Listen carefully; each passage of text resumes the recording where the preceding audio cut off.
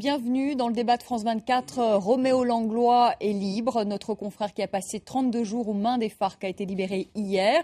Il est ce soir encore à Bogota, où vous avez pu suivre tout à l'heure en direct sur notre antenne la conférence de presse qu'il a donnée depuis l'ambassade de France. Roméo Langlois quitte ce soir Bogota pour Paris, où il est attendu demain matin. Nous l'aurons sans doute en ligne au cours de ce débat. Alors cette affaire a mis en lumière le conflit qui oppose aujourd'hui en Colombie le gouvernement aux forces armées révolutionnaires. Un conflit, il faut bien le dire, peu médiatisé, qui dure depuis près de 50 ans maintenant et qui a fait des milliers de morts. Alors qui sont les FARC? Quels sont leurs objectifs? Des négociations de paix sont-elles aujourd'hui envisageables? Ce soir, nous sommes avec Jean-Jacques Kourlianski. Bonsoir, monsieur. Bonsoir. Vous êtes chercheur associé à l'Institut des relations internationales et stratégiques, auteur de La Colombie de A à Z, et c'est aux éditions André Versailles. Avec nous, Jean-Pierre Ferraud. Bonsoir. Vous êtes président d'Interlira Amérique latine, expert en négociation de crise. Michel Gandillon, bonsoir. Vous êtes chargé d'études à l'Observatoire français des drogues et de la toxicomanie, auteur par ailleurs de La guerre des paysans en Colombie, de l'autodéfense agraire à la guérilla des FARC, et c'est aux éditions Les Nuits Rouges. Avec nous également Eduardo Mackenzie, bonsoir. Vous êtes journaliste, auteur des FARC ou l'échec d'un communisme de combat, c'est aux éditions Publibook, co-auteur des cartels criminels, cocaïne et héroïne, une industrie lourde en Amérique latine, et c'est aux éditions PUF, Presse universitaire de France. Avant de commencer ce débat, nous allons tout de suite écouter Roméo Langlois qui donnait, je vous le disais tout à l'heure, une conférence de presse à Bogota. Il est revenu sur les premiers moments de sa libération. On l'écoute. Je viens d'apprendre tout ce qui s'est passé pendant ma captivité, toutes ces opérations, et cela me gêne que de tels efforts aient été déployés pour me libérer. Mais je suis très heureux également d'avoir pu passer du temps avec mes amis hier et l'ambassadeur qui a organisé une fête surprise.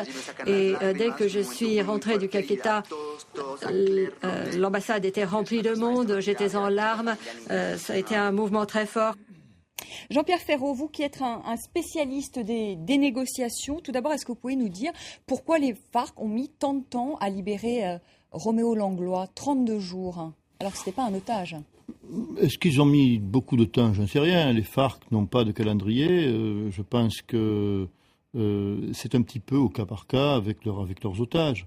Donc il y a peut-être un petit peu de difficulté à joindre les membres du secrétariat. Et je pense que lorsqu'ils ont constaté qu'ils avaient capturé un journaliste, évidemment, les questions qui se posent pour eux sont différentes. Donc, est-ce qu'il faut le garder? Est-ce qu'il faut le libérer? Est-ce qu'il faut lui faire passer des messages? Je crois que ce sont les questions qu'ils se posent. Est-ce qu'on en profite, en fait, pour faire de la communication? Comment se passent les négociations avec les FARC? Compliqué, c'est très compliqué. Les FARC sont des gens des montagnes. Ce sont des gens dont la finesse échappe à beaucoup de monde. Ce sont des gens assez violents. Et ce sont des gens qui ont des intérêts personnels à préserver. Donc une négociation avec les FARC se passe toujours comme une négociation avec un système terroriste quel qu'il soit, parce que chacun regarde un petit peu son intérêt dans l'affaire. Et les FARC, en l'occurrence, suivant la personne prise en otage, adapte sa négociation à ces choses-là. Jean-Jacques Kourlianski, est-ce que les FARC se sont fait un coup de pub? C'est l'objectif de cette opération. Ce qu'il faut rappeler quand même, c'est que les FARC ont enlevé beaucoup de gens depuis leur création et qu'à la surprise un petit peu de beaucoup, le 26 février dernier, elles ont annoncé qu'elles suspendaient ce genre de pratique. Donc alors à partir de là, on peut effectivement se poser des questions de savoir pourquoi est-ce que les FARC n'enlèvent plus. Et la question qui se posait dans le cas d'espèce avec Roméo Langlois, est-ce que les FARC vont tenir parole? Est-ce que la déclaration qui avait été faite le 26 février va être tenue dans la mesure où le journaliste qui était tombé dans leurs mains, alors, effectivement les FARC n'avaient pas cherché à l'enlever, mais c'était quelqu'un de particulièrement intéressant puisqu'il s'agit d'un journaliste qui travaillait dans un média public d'un des pays membres du Conseil de sécurité, et donc ça pouvait avoir une résonance extrêmement importante. Et donc à partir de là, d'un côté, donc les FARC ont certainement réfléchi, comme disait monsieur, à comment valoriser cette personne-là qui est tombée dans nos mains pour que l'on puisse se refaire une santé médiatique et morale. Et de l'autre côté, le problème du gouvernement colombien, c'était d'éviter qu'il y ait le maximum de publicité sur cette affaire. Donc il y a eu ce balancement et on a constaté qu'au moment et au final, ils sont arrivés à obtenir finalement, ils ont eu suffisamment de publicité en tout cas autour de cette affaire. Oui et non, c'est-à-dire qu'au final, il n'y avait pas de journalistes sur place, de journalistes des grands médias colombiens ou internationaux, mais les FARC avaient prévu quand même une équipe du canal de télévision de l'Alba, enfin Télésour, donc qui rassemble donc le Venezuela, l'Uruguay, l'Équateur, enfin un certain nombre de pays progressistes d'Amérique latine, en vue de faire passer leur message.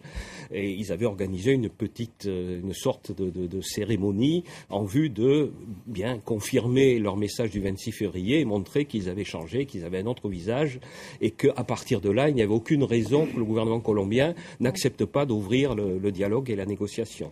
Eduardo Mackenzie, est-ce que vous avez été étonné que les FARC relâchent finalement Roméo Langlois au bout de 32 jours? Est-ce qu'aujourd'hui, cette guérilla montre une autre image? Non, je n'étais pas étonné. Les périodes, le temps relativement court qu'il y a eu dans ce cas, Langlois montre. Parce que finalement, oui, vous avez raison de dire que c'est court parce que comparé à d'autres otages, et on pense notamment à Ingrid Betancourt, parce que nous, on a évidemment beaucoup suivi cet otage-là en particulier, qui a fait quasiment 8 ans, je crois, 7 ans. Presque 7 ans de détention. C'est vrai que 32 jours, c'est peu. Mais ça montre bien les difficultés que vivent les FARC actuellement. Les fronts sont éparpillés, ils sont pas capables d'avoir une véritable communication entre eux. Et si les guerrilleros qui se sont présentés à San Isidro, le village, le hameau où Langlois a été libéré, se montrait, c'est parce que l'armée a suspendu pendant plusieurs heures ses activités. C'est la seule façon qu'ont les FARC de se montrer, parce que dans le temps normal, ils sont complètement dans la forêt, cachés, etc. Alors, ils ont réussi, c'est vrai, une opération, sinon de publicité, une opération de communication, à tel point que même Langlois, le journaliste, la victime de cette affaire, dans ses premières déclarations, fait presque un service aux FARC. Quand il dit ils m'ont traité comme un invité, ça a mis les Colombiens à réfléchir. Qu'est-ce que c'est ça, un invité qui a été blessé par les FARC, qui a été emprisonné pendant 30 jours, etc., et qui a été catalogué comme prisonnier de guerre. Oui, mais Eduardo Mackenzie, il faut dire qu'il n'a pas été traité comme, en tout cas, c'est ce que dit aujourd'hui Roméo Langlois, par exemple, comme a pu être traité Ingrid Betancourt ou d'autres otages. Quand on lit le témoignage d'Ingrid Betancourt lors de sa détention, elle était enchaînée à des arbres, elle a fait des kilomètres et des kilomètres tous les jours de marche. Ça n'a pas été, en tout cas, apparemment, les conditions de captivité de Roméo Langlois. Il pourra peut-être nous le dire d'ailleurs un peu plus tout à l'heure. Je vais vous donner tout de suite la parole, Jean-Pierre Ferraud, mais d'abord, Michel Gandillon, est-ce que vous croyez à ce nouveau visage des FARC qui ont détenu Roméo Langlois, en tout cas dans des conditions acceptables, si on l'entend, qu'ils l'ont détenu quand même, qu'ils l'ont libéré assez rapidement, au bout de 32 jours? Non, je ne pense pas qu'il y ait un nouveau visage des FARC. Je pense qu'il faut prendre en compte aussi la situation géopolitique régionale. Il faut savoir que les FARC sont soutenues par le Venezuela, par Chavez, qu'elles s'inscrivent dans le cadre de l'idéologie bolivarienne, et que Chavez a financé les FARC à hauteur de plusieurs dizaines de millions de dollars, les a financés par des armes, et leur offre la possibilité de repli tactique derrière les frontières vénézuéliennes. Et en ce moment, on assiste à un rapprochement qui s'est formalisé d'ailleurs lors du 6e sommet des Amériques, qui s'est tenu au Loa, où on a vu un curieux front commun entre Juan Manuel Santos, qui est un héritier d'Uribe, donc plutôt à droite, et Chavez pour demander l'admission de Cuba a demandé à Obama l'admission de Cuba au sein de l'OEA. Donc il y a une sorte de détente aujourd'hui entre le Venezuela et la Colombie, qui étaient au bord de la guerre en 2010, ou en tout cas Chavez avait mobilisé ses troupes suite à l'acceptation du gouvernement colombien qui a accepté que les Américains installent des bases militaires en Colombie. Donc il y a un rapprochement. Et le deuxième élément, c'est que effectivement les FARC depuis 10 ans sont très très affaiblies. Elles connaissent une défaite stratégique, c'est-à-dire qu'aujourd'hui la supériorité de l'armée colombienne est telle qu'elles ne peuvent plus espérer soit prendre le pouvoir ou au moins être en position de force comme elles l'étaient à l'époque de 1998.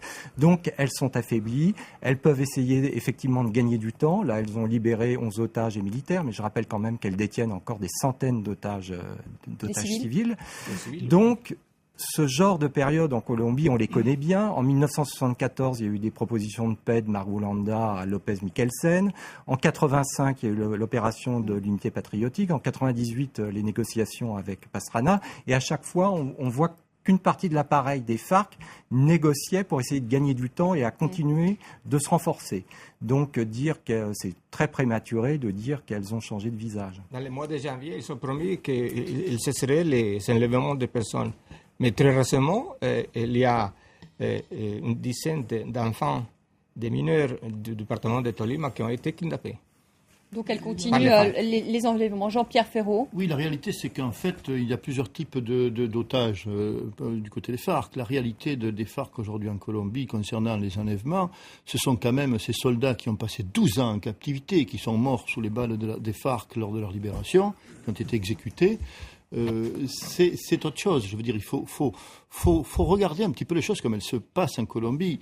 Les FARC n'existent plus aujourd'hui que par la caisse de résonance qu'elles peuvent donner.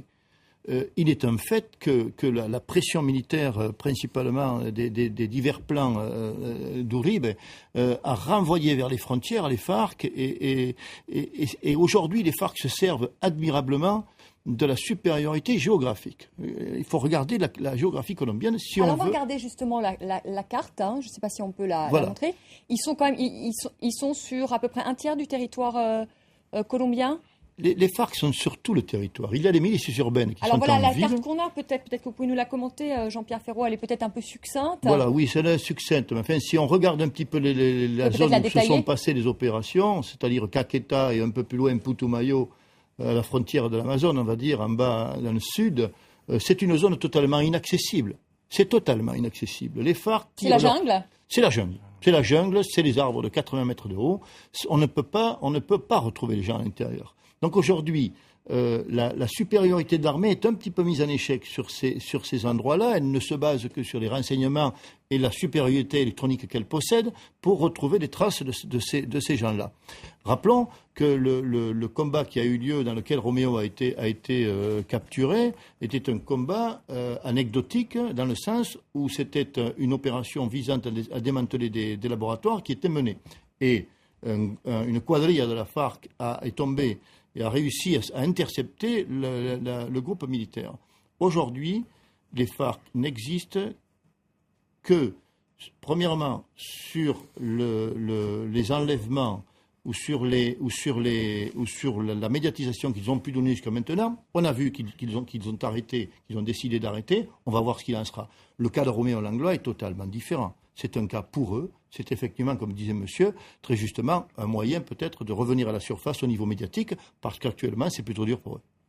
Jean-Jacques Kourlianski, le déclin justement de cette guérilla marxiste, on le doit à Alvaro Uribe, à l'ancien président colombien qui a mené une guerre sans merci contre les FARC. Oui, on le doit donc à cette stratégie, on le doit aux États-Unis aussi, qui ont apporté une aide technologique importante.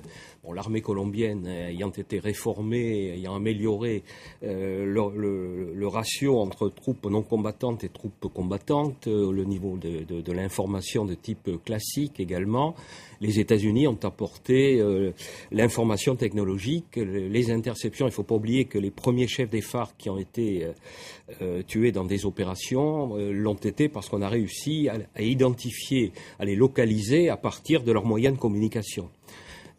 Bon, alors les FARC se sont trouvées dans une situation tout à fait nouvelle, et donc en 98, effectivement, elles menaient des opérations qui étaient déjà des opérations pratiquement de guerre, et c'est là qu'elles ont fait un maximum de prisonniers.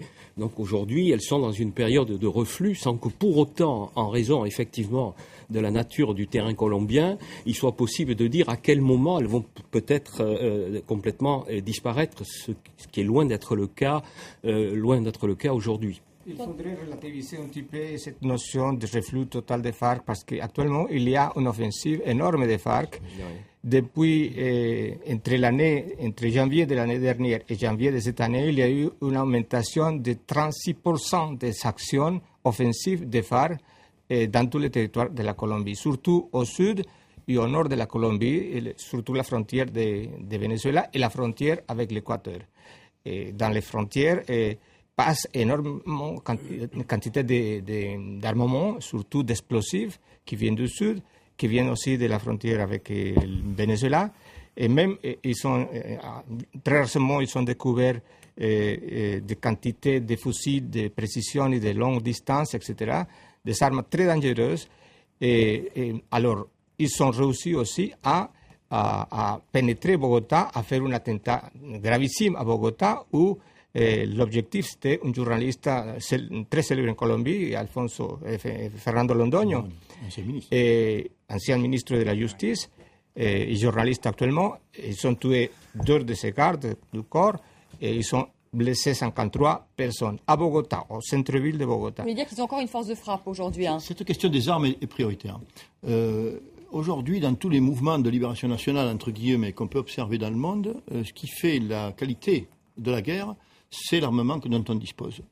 Et si on n'a pas de fonds pour payer son armement, on a une guerre minable. Les FARC ont de l'argent.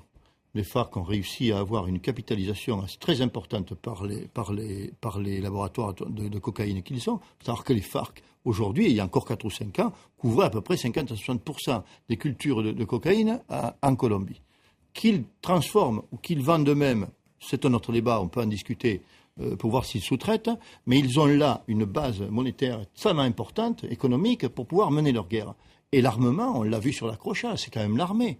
C'est une quadrille, c'est un groupe de l'armée, de l'Armada nationale, qui sont très, très, très professionnels, qui a été attaqué et je dirais battu par les FARC. Et ils achètent à qui ces armes? Les armes se trouvent sur le marché. Les pays qui sont en voie de fin de guerre bradent beaucoup d'armes. On en trouve beaucoup, des armes. Voilà. Je voudrais simplement ajouter une chose. On parle beaucoup des Américains, mais moi, à titre personnel, j'ai eu l'occasion de voir travailler et d'accompagner l'armée colombienne.